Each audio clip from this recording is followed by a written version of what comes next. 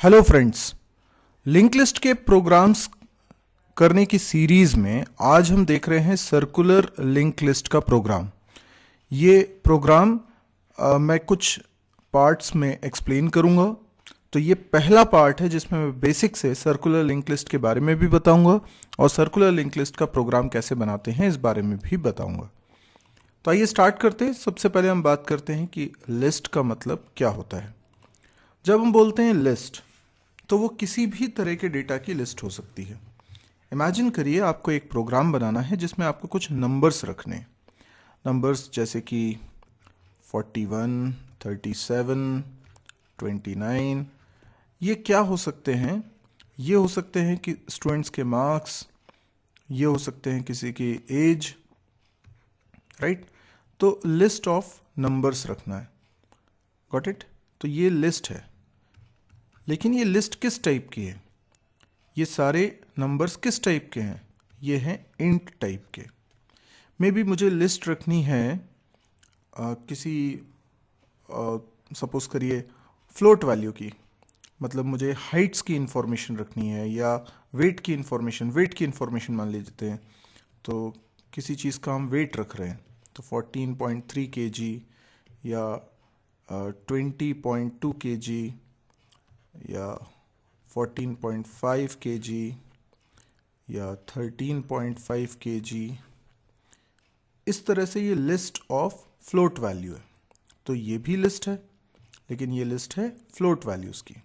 इसी प्रकार से हो सकता है स्ट्रिंग्स हों, जैसे अरुण एक नाम हो गया, अमर ये दूसरा नाम हो गया, राहुल, ठीक है, समीर। ये सब क्या है? ये लिस्ट ऑफ नेम्स है। तो ये किस टाइप के? स्ट्रिंग टाइप के। तो मैं सी लैंग्वेज के हिसाब से अगर बात करूं तो स्ट्रिंग को रखने के लिए हमें क्या बनाना पड़ता है? कैर टाइप का एरे, ठीक है। तो कैर टाइप का एक एरे एक नाम रखेगा। तो मुझे ऐसे कई सारे एरेज चाहिए ताकि मैं कई सारे नाम रख सकूं। अच्छा, कई बार ये होता है कि हमें कस्टमाइज डेटा भी रखना होता है। फॉर एग्जांपल मुझे स्टूडेंट्स की लिस्ट रखनी है, तो स्टूडेंट का नाम रखना है, रोल नंबर रखना है, बहुत सारी चीज़ें हो सकती हैं। जैसे उसका रोल नंबर है 1021, उसका नाम है राहुल, ठीक है, और उसका कॉलेज का नाम कुछ होगा, MVM रख देता हूँ। उसके और भी बहुत सारी डिटेल्स होंगी, राइट। तो ये पूरा एक स्टूडेंट का डेटा हो गया, राइट। फिर मुझे दूसरे स्टूडेंट का डेटा रखना है, तो उसका रोल नंबर मान लीजिए 1043 है, उसका नाम मान लीजिए रवि है, उसका कॉलेज मान लीजिए कोई है MPS कॉलेज। तो ये दूसरे स्टूडेंट का डेटा हो गया। ऐसे करके कई सारे स्टूडेंट का डेटा लिस्ट ऑफ स्टूडेंट्स कहलाएगा, राइट।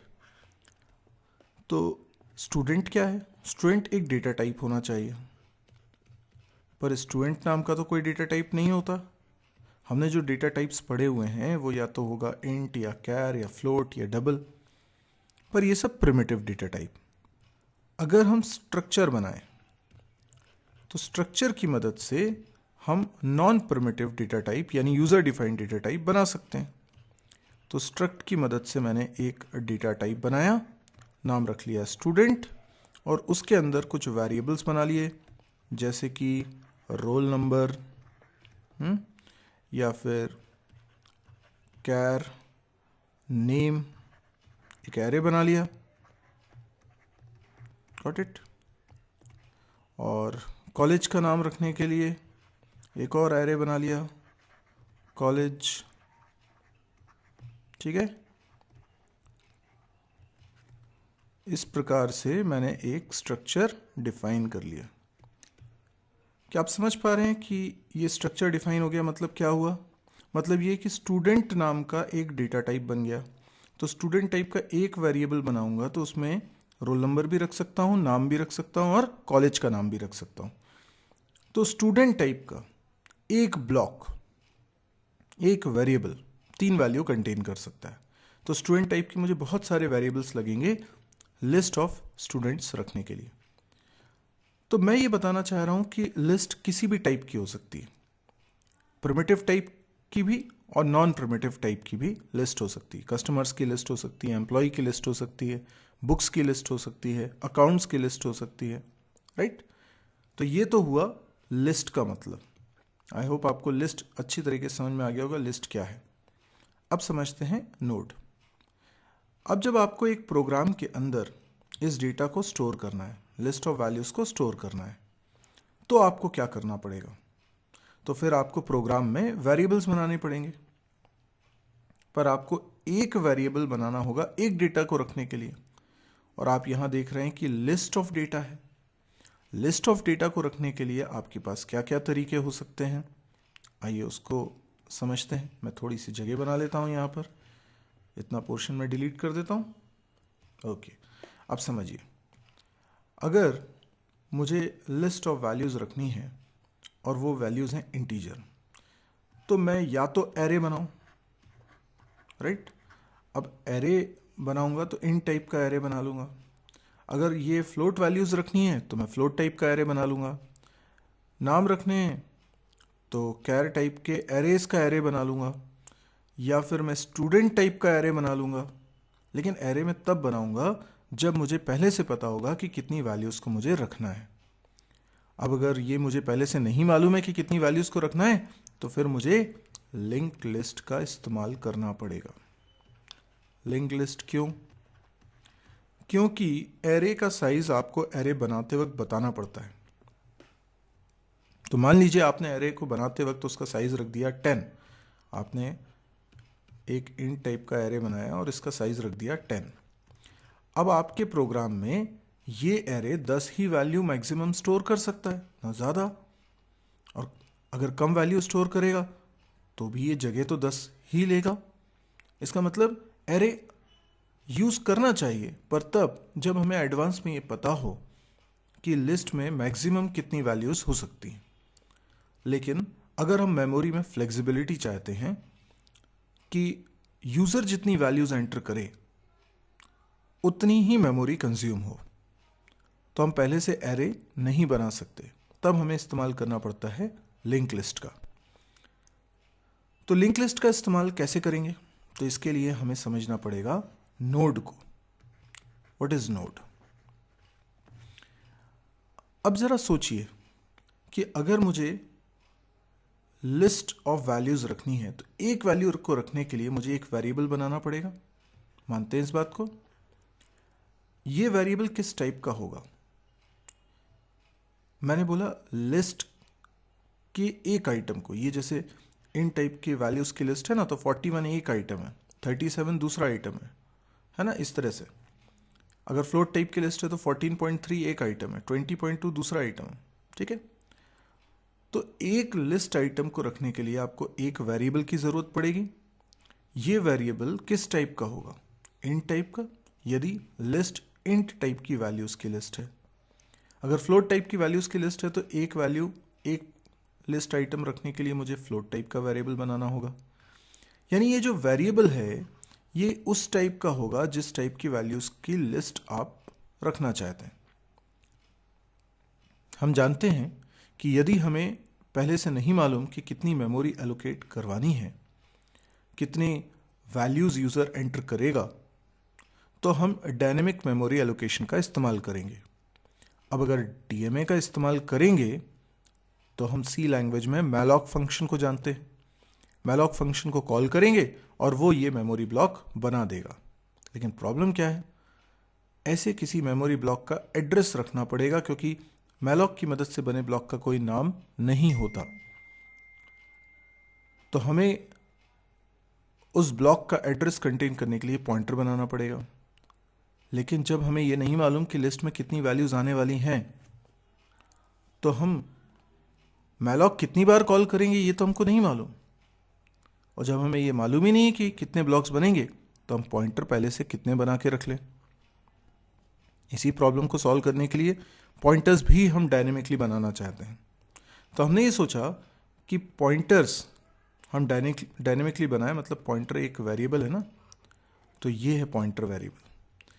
ये पॉइंटर वेरिएबल इसलिए बना रहा हूँ कि आगे तो उसका एड्रेस कंटेन कर सके।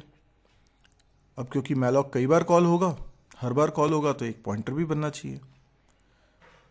अब पॉइंटर बनेगा तो उसका भी तो एड्रेस किसी को रखना पड़ेगा, क्योंकि अगर पॉइंटर भी मैं मैलॉक की मदद से बनाऊंगा तो वो भी एक ऐसा मेमोरी ब्लॉक होगा जिसका कोई नाम नहीं होगा, तो उसको हैंडल करने के लिए भी मुझे एक और पॉइंटर चाहिए होगा।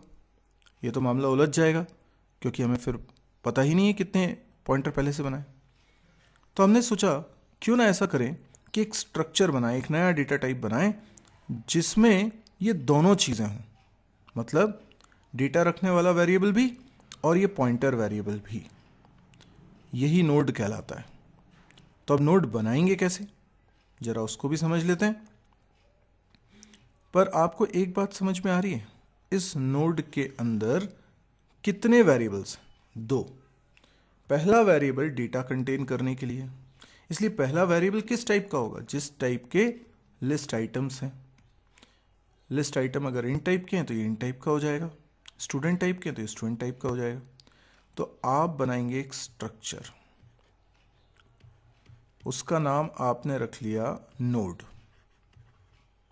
और नोड के अंदर आपने डिफाइन कर दिए दो वेरिएबल। अगर मान लीजिए लिस्ट इन टाइप की वैल्यूज की है तो मैं लिखूंगा इंट, ओके। और फिर मैं कुछ नाम रख लेता हूं इस वेरिएबल का। मैंने इसका नाम रख लिया डेटा, और एक पॉइंटर बनाना पड़ेगा। पॉइंटर किस टाइप का होगा? नोड टाइप का। क्यों? क्योंकि ये जो नोड टाइप का वेरिएबल आप बना रहे हो, जब आपको एक और लिस्ट आइटम रखना होगा तो एक और नोड टाइप का ही वेरिएबल आप बनाओगे, उसमें भी फिर ये दो चीजें होंगी। तो ये जो पॉइंटर होगा ना, ये इस नोड को करेगा पॉइंट। तो पॉइंटर उसी टाइप का बनाना होता है जिस टाइप के ब्लॉक को वो पॉइंट करता है। इसीलिए मैं पॉइंटर भी किस टाइप का बना रहा हूं? नोड टाइप का। स्ट्रक्ट नोड स्टार, और नाम रख लेता हूं इसका नेक्स्ट। ठीक है, ये बन गया स्ट्रक्चर। तो ये हमने नोड स्ट्रक्चर को डिफाइन कर दिया। अब हमें समझ में आ रहा है कि इसका नाम डेटा है और इसका नाम नेक्स्ट है। तो डेटा वाले पोर्शन में हम डेटा रखेंगे, पर ये हमेशा इन टाइप का हो ज़रूरी नहीं है। ये डिपेंड करेगा कि लिस्ट आपको किस टाइप की वैल्यूज़ की रखनी है, मतलब एक लिस्ट आइटम किस टाइप का है। इन टाइप की लिस्ट है तो यहाँ इंट लिखिए, स्टूडेंट टाइप की लिस्ट है तो यहाँ इंट की जगह स्टूडेंट लिख दीजिए। पर पॉइंटर जो बनेगा वो नोड टाइप का ही होगा। आपको मालूम ही होगा कि इस तरह का स्ट्रक्चर जिसमें एक पॉइंटर खुद के टाइप को पॉइंट करता है उसको सेल्फ रेफरेंशियल स्ट्रक्चर भी बोलते हैं। सेल्फ रेफरेंशियल स्ट्रक्चर, क्योंकि उसमें पॉइंटर उसी के खुद के टाइप का है। ठीक है, तो आपको समझ में आ रहा है नोड क्या होता है? नोड एक ऐसा कस्टम ब्लॉक है जिसमें पॉइंटर भी है और डेटा को रखने वाला वेरिएबल भी है।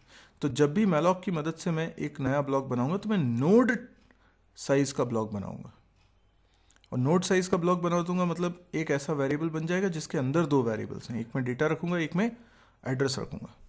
तो मेरे पास जब भी एक नया ब्लॉक बनाना है तो पॉइंटर भी बनता जाएगा। ओके, और लिंक लिस्ट क्या है? लिंक लिस्ट भी हमें मालूम है। ये जब नोड्स बनते जाएंगे तो हर नोड के अंदर जो पॉइंटर है वो अगले नोड को पॉइंट करेगा। इस तरीके से ये लिस्ट ऑफ वैल्यूज आपस में लिंक्ड हो जाएंगी, तो इसलिए ये कहलाएगा लिंक लिस्ट। पर हम तो पढ़ रहे हैं सर्कुलर लिंक लिस्ट। अब देखें सर्कुलर लिंक लिस्ट क्या होती है। चलिए देखते हैं सर्कुलर लिंक लिस्ट। अगर एक नोड है, आपने लिंक लिस्ट तो पढ़ा ही होगा, ऑब्वियसली सर्कुलर लिंक लिस्ट पढ़ रहे हैं तो इसके पहले आपने एक लिंक लिस्ट तो पढ़ा ही होगा, उसका प्रोग्राम भी देखा होगा। तो ये एक नोड है, ठीक है, इसमें अगले नोड का एड्रेस है। ये दूसरा नोड है, इस दूसरे नोड के अंदर भी दो वेरिएबल्स हैं, एक डेटा और एक नेक्स्ट। ये अगले नोड को पॉइंट कर रहा है, ठीक है, ये है डेटा, ये है नेक्स्ट। ये अगले नोड को पॉइंट कर रहा है, ये है डेटा, और ये है नेक्स्ट। ये कहलाती है लिंक लिस्ट, पर ये तो सिंगली लिंक लिस्ट है, राइट।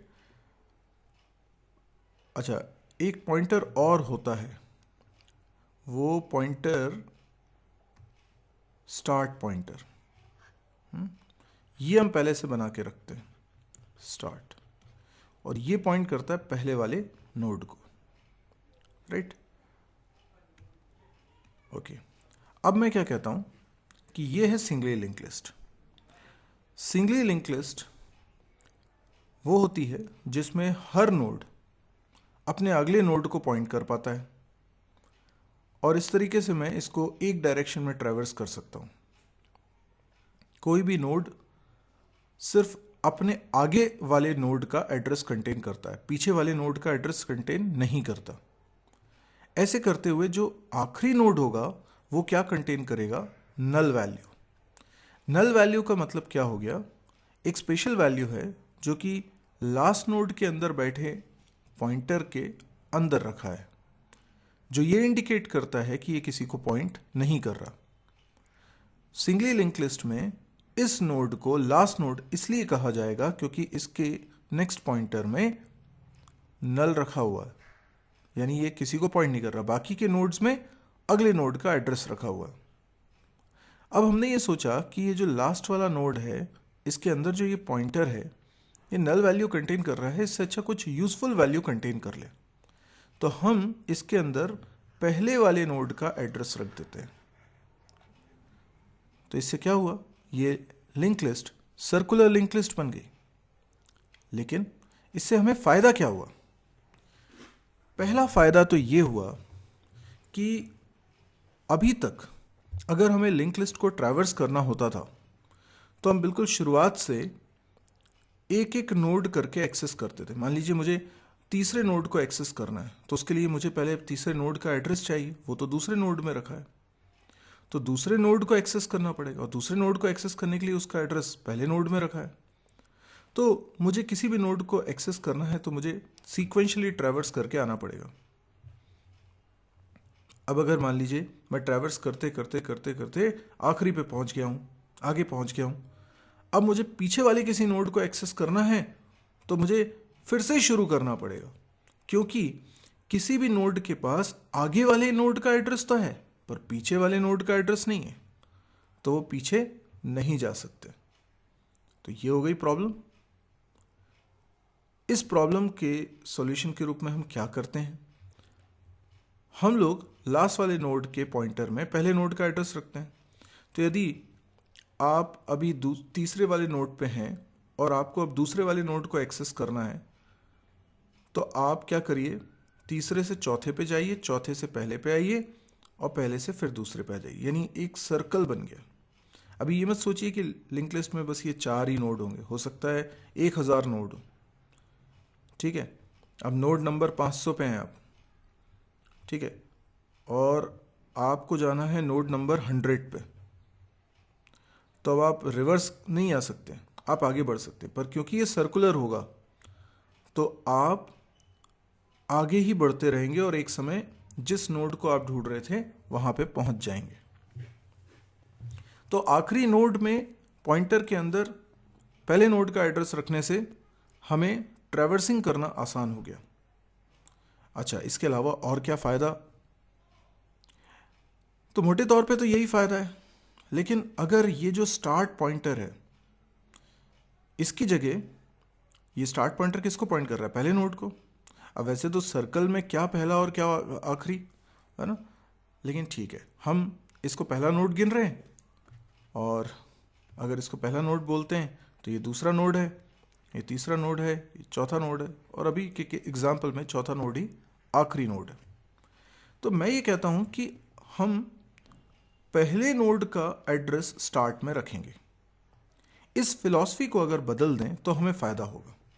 यानी मैं क्या करता हूं, मैं स्टार्ट पॉइंटर ना बनाकर एक दूसरा पॉइंटर बनाता हूं और उसका नाम रख लेता हूं लास्ट, ठीक है, और ये लास्ट नोड को पॉइंट करेगा। देखिए इसके कई फायदे। जैसे मान लीजिए मुझे शुरुआत में एक नया नोड इंसर्ट करना है, ठीक है, मतलब एक नया नोड बनाऊं और उसको पहले नोड के रूप में जोड़ना है। सोचो अगर ये स्टार्ट पॉइंटर होता तो मुझे इस नए नोड का एड्रेस स्टार्ट में रखना होता ताकि स्टार्ट इस नए नोड को पॉइंट करने लगे, ताकि ये पहला नोड हो जाए। और फिर इस पहले नोड के पॉइंटर में मुझे क्या करना पड़ता, इस अभी जो पहला नोड था उसका एड्रेस रखना पड़ता ताकि अभी जो पहला नोड है वो लिस्ट का दूसरा नोड बन जाए। तो मुझे ये इसको पॉइंट करने लगता और स्टार्ट इसको पॉइंट करने लगता, ये मैं चाहता था। लेकिन मुझे एक और काम करना पड़ता, जो लास्ट वाला नोड है उसके पॉइंटर में मुझे अब इस नए नोड का एड्रेस पहुंचाना पड़ता। इसके लिए मुझे लास्ट वाले नोड तक पहुंचना पड़ता, पूरी लिस्ट को ट्रैवर्स करना पड़ता, तो ये काफ़ी टाइम कंज्यूमिंग हो जाता। अब स्टार्ट की जगह अगर मैं लास्ट नाम का पॉइंटर बनाता हूं जो लास्ट नोड को पॉइंट करेगा, तो क्या फ़ायदा होगा। देखिए, लास्ट नोड को अगर ये पॉइंट कर रहा है तो बहुत आसानी से इसके अगले नोड को ये एक्सेस कर सकता है। और लास्ट नोड का अगला नोड क्या हुआ, पहला नोड। तो मुझे क्या क्या करना पड़ता, मुझे इस नए नोड, ये तो करने की ज़रूरत ही नहीं पड़ती क्योंकि स्टार्ट तो अब है ही नहीं, मुझे ये करना पड़ता कि जो नया नोड है इसके पॉइंटर में पहले वाले नोड का एड्रेस रखते हैं। पहला वाला नोड एक्सेस करना कोई ज़्यादा मुश्किल नहीं होता, एक स्टेप ही दूर है। और इस नए नोड का एड्रेस लास्ट नोड के नेक्स्ट में रखना पड़ता ताकि ये इसको पॉइंट करने लगता। तो ये जो मैनिपुलेशन है इसमें लिस्ट को ट्रैवर्स नहीं करना पड़ता, तो ये ज़्यादा बेटर तरीका हो जाता। इसलिए हम लास्ट नाम का पॉइंटर बना रहे हैं जो कि लास्ट नोड को पॉइंट कर रहा है। अब अगर मैंने इंसर्शन बिगनिंग में किया है तो ये काम का है ही। अगर मैं लास्ट में इंसर्शन करता तो भी ये काम का है, तो भी आपको ज़्यादा ट्रैवर्सिंग नहीं करनी पड़ती। ठीक है, तो इसलिए मैं जो प्रोग्राम बनाऊंगा उसमें स्टार्ट नाम का पॉइंटर ना लेके लास्ट नाम का पॉइंटर लूंगा। Got it. अब मुझे जो प्रोग्राम बनाना है उसकी शुरुआत करते हैं। ठीक है, तो मैं एक प्रोग्राम बनाता हूँ। ओके, क्या क्या सिनेरियो हो सकते हैं अब सबके बारे में अपन विचार करते हैं। सबसे पहले तो मैं यहाँ पर एक स्ट्रक्चर बना देता हूँ, नोड स्ट्रक्ट नोड, जैसा भी हमने डिस्कस किया था। इसके अंदर मैं इंट टाइप की वैल्यूज़ रखना चाहता हूँ, तो मैंने लिख लिया डेटा, और दूसरा मैंने एक पॉइंटर बना लिया स्ट्रक्ट नोड स्टार नेक्स्ट। ठीक है, ये मेरा स्ट्रक्चर बनके तैयार हो गया। अब अगला काम क्या करें, अगला हमें कुछ फंक्शंस बनाने। तो पहला फंक्शन मैं डिक्लेयर करता हूं स्ट्रक्ट नोड स्टार।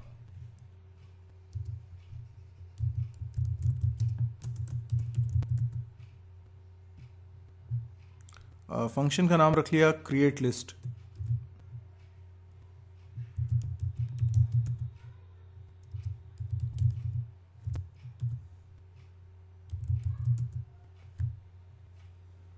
ये जो फंक्शन है ये लिंक लिस्ट को क्रिएट करेगा, है ना। ये सारे फंक्शन अभी हम डिफाइन करेंगे, अभी मैंने सिर्फ डिक्लेरेशन करा है, तो ओवरव्यू हमें मिल जाएगा कि प्रोग्राम में हम क्या क्या बनाने वाले हैं।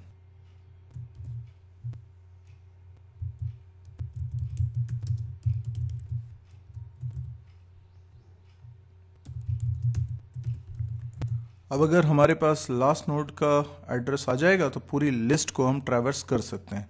तो ये फंक्शन डिस्प्ले है जो कि पूरी लिस्ट को ट्रैवर्स करेगा।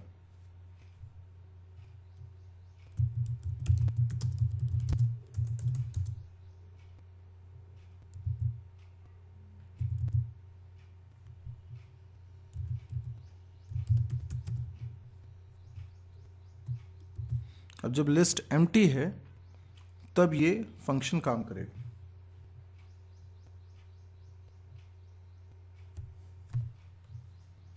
क्योंकि जो एम्प्टी लिस्ट होती है, एम्प्टी लिस्ट में अब जब पहला ही नोड आएगा तो लास्ट पहले नोड को पॉइंट कर रहा होगा, और जो एकमात्र नोड है उसके पॉइंटर में खुद का ही एड्रेस आना चाहिए, खुद के नोड का ही एड्रेस आना चाहिए। तो ये एक थोड़ा स्पेशल केस है, तो मैं अलग से उसके लिए फंक्शन बना रहा हूँ, ऐड टू एम्प्टी। अच्छा, इसमें क्या क्या आर्ग्यूमेंट हमको पास करने होंगे? सबसे पहला आर्ग्यूमेंट तो ऑब्वियस है, स्ट्रक्ट नोड स्टार लास्ट, ठीक है ना। ये तो हमें पास करना ही पड़ेगा। इसके अलावा क्या पास करना होगा? जो डेटा हमें रखना है, राइट। आप डेटा लिख दो या वैल्यू लिख दो, ये वैल्यू हमें पहुंचानी रहेगी।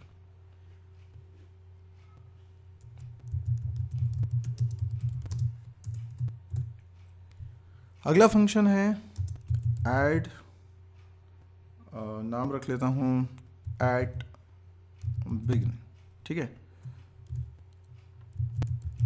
यानी मैं लिस्ट में शुरुआत में डेटा को ऐड कर रहा हूं।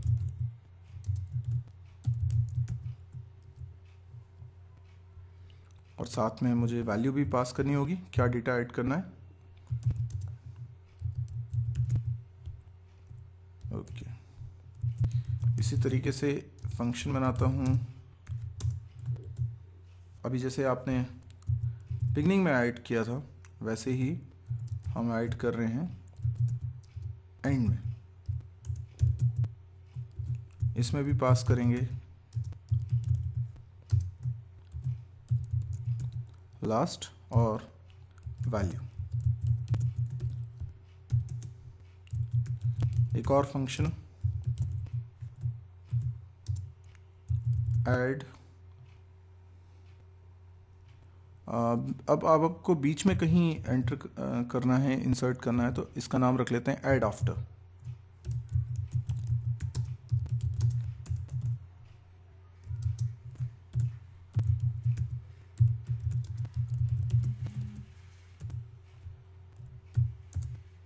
तो इस तरीके से ये फंक्शंस हो गए। ये तीनों फंक्शंस, ये चारों फंक्शंस जो हमने बनाए डेटा ऐड करने के लिए, लिस्ट में एक नया नोड ऐड करने के लिए।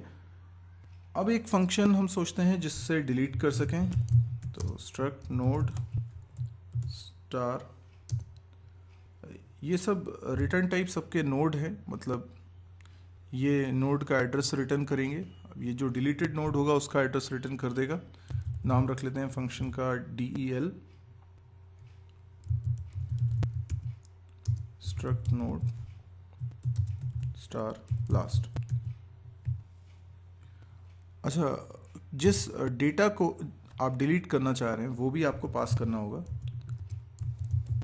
क्योंकि मुझे लिस्ट में सर्च करना पड़ेगा कि वो डेटा कहाँ रखा हुआ है, फिर उस डेटा को मैं डिलीट। तो अब आपको एक ओवरव्यू मिल गया होगा कि हमें स्टेप बाय स्टेप ये फंक्शंस डिफाइन करने हैं, और ये सारे फंक्शंस हम डिफाइन कर लेंगे तो हमारा सर्कुलर लिंक लिस्ट का प्रोग्राम तैयार हो जाएगा। लास्ट में हम एक ड्राइवर प्रोग्राम भी बनाएंगे जिसमें मतलब मेन फंक्शन होगा, और मेन फंक्शन के थ्रू हम इन सभी फंक्शंस को कॉल करके अपने प्रोग्राम को टेस्ट भी करेंगे। तो जैसा कि मैंने बताया कि सर्कुलर लिंक लिस्ट का ये पूरी सीरीज़ जो है ये कुछ पार्ट्स में मैंने डिवाइड कर दिया है, क्योंकि ये प्रोग्राम थोड़ा बड़ा है और मैं इसको स्क्रैच से एक एक चीज़, छोटी सी छोटी चीज़ को आराम से एक्सप्लेन करना चाहता हूँ ताकि आपको कोई कन्फ्यूजन ना रहे। तो मे बी ये स्लो लग सकता है, आपको लग सकता है कि एक ही लेक्चर में पूरा क्यों नहीं ख़त्म किया, लेकिन आप इसे इत्मीनान से पढ़िए ताकि आपको एक छोटी से छोटी बात भी इसमें क्लियर हो सके। तो आज हमने थ्योरेटिकली समझा लिंक लिस्ट क्या है, नोड क्या है, लिस्ट क्या है और सर्कुलर लिंक लिस्ट क्या है। हमने ये भी देखा कि स्टार्ट पॉइंटर की जगह लास्ट पॉइंटर बनाना क्यों ज़्यादा बेनिफिशियल होगा यहाँ पे। और इसके अलावा हमने प्रोग्राम बनाना स्टार्ट किया जिसमें हमने स्ट्रक्चर बना लिया, और स्ट्रक्चर बनाने के बाद हमने कुछ फंक्शंस के डिक्लेरेशन कर दिए जिनको कि हम आगे चल के डिफाइन करने वाले हैं। अगले पार्ट में हम कुछ इनमें से कुछ फंक्शंस डिफाइन कर लेंगे, देखते हैं कितने मैक्सिमम फंक्शन हम कम समय में डिफाइन कर पाते हैं। पर यदि आपको ये वीडियो पसंद आ रहा हो तो आप इसे लाइक करिए। यदि आप इस तरह के और वीडियोस देखने में इंटरेस्टेड हैं तो आप इस चैनल को ज़रूर सब्सक्राइब करिएगा। आप मेरी वेबसाइट को विज़िट कर सकते हैं www.mysirji.com, क्योंकि हो सकता है आप जिस यूट्यूब चैनल को देख रहे हैं उसके अलावा भी बहुत सारे चैनल्स मेरे चल रहे हैं और उस पर भी कई सारा कंटेंट रखा हुआ है और आपको उसे ढूंढने में दिक्कत जा रही हो, तो आपके लिए सबसे आसान तरीका ये होगा कि आप इस वेबसाइट को विज़िट करिए। इस वेबसाइट में C++, जावा, PHP, MySQL, data structure, DBMS, इन सभी कोर्सेज़ के वीडियो लेक्चर्स हैं। पूरा पूरा कोर्स अवेलेबल है वीडियोस के थ्रू, तो शुरू से आखिरी तक आप वहाँ पे वीडियोस देखते जाइएगा उसी सीक्वेंस में, जिस सीक्वेंस में वो आपको साइट पे दिखाई दे रहे हैं। तो आपको पूरा कोर्स आप वीडियो लेक्चर्स के थ्रू कर सकते हैं। इसके अलावा कैंपस प्रिपरेशन से रिलेटेड प्रोग्राम्स भी उसमें हैं, क्वेश्चंस हैं, उनका डिस्कशन भी है, वो भी वीडियो लेक्चर्स के फॉर्म में है। इसके अलावा प्रोग्रामिंग स्किल को डेवलप करने के लिए काफ़ी सारे प्रोग्राम, जैसे कि ये प्रोग्राम मैं बना के बता रहा हूँ, ये डेटा स्ट्रक्चर का कॉन्सेप्ट तो आपको समझा ही रहा, साथ में प्रोग्रामिंग स्किल को भी डेवलप करने के बहुत काम का है। तो ये साइट पे ना आप जाएंगे तो बहुत सारे वीडियोस हैं और बहुत प्रॉपरली ऑर्गेनाइज्ड हैं। हर दिन इस साइट पे एक नया वीडियो मैं अपलोड करता हूँ, तो ये कंटेंट इसमें बहुत सारा है और आने वाले समय में और भी बहुत सारा कंटेंट इसमें हो जाएगा। तो ये साइट आपको हमेशा काम आने वाली है। इसके अलावा ये सारे के सारे वीडियो लेक्चर्स हिंदी में हैं, जैसे मैं अभी आपको बता रहा हूँ बिल्कुल वैसे ही है, और सब कुछ फ्री है ना, सारे वीडियोस फ्री हैं। मेरी आपसे बस इतनी रिक्वेस्ट है कि यदि आपको लग रहा है कि ये काम के हैं, तो बहुत सारे लोग हैं जिनको इसकी खासी ज़रूरत है। जैसे कई लोगों की इंग्लिश बहुत अच्छी नहीं होती है, तो वो चीज़ों को ठीक से समझ नहीं पाते हैं। इंग्लिश में बुक्स हैं, इंग्लिश में पढ़ाया जाता है, तो उसको समझना उनके लिए उतना आसान नहीं रहता। या फिर फाइनेंशियल कंडीशन कई बार अच्छी नहीं रहती है, तो कई बार बच्चा चाहता तो है पढ़ने, लेकिन वो कोचिंग्स नहीं ज्वाइन कर पाता है। कई बार वो ऐसी जगह रहता है जहाँ पर कोचिंग्स अवेलेबल ही नहीं है। तो ये कोई भी कारण हो सकता है कि हमारी पढ़ाई हिंडर कर रही हो और शायद हमारे अंदर कॉन्फिडेंस डेवलप ही नहीं हो पा रहा हो, तो हमें ऐसा लगे कि प्रोग्रामिंग हमारे बस की बात नहीं है, जबकि हमें एक प्रॉपर मौका देना चाहिए। ये वीडियोस अगर इन लोगों को हेल्प कर सकते हैं, तो मेरी आपसे रिक्वेस्ट ये है कि आप इसे जितना हो सकता है शेयर करें। मैंने इसे फ्री में इसलिए रखा है ताकि हर कोई इसको देख सके।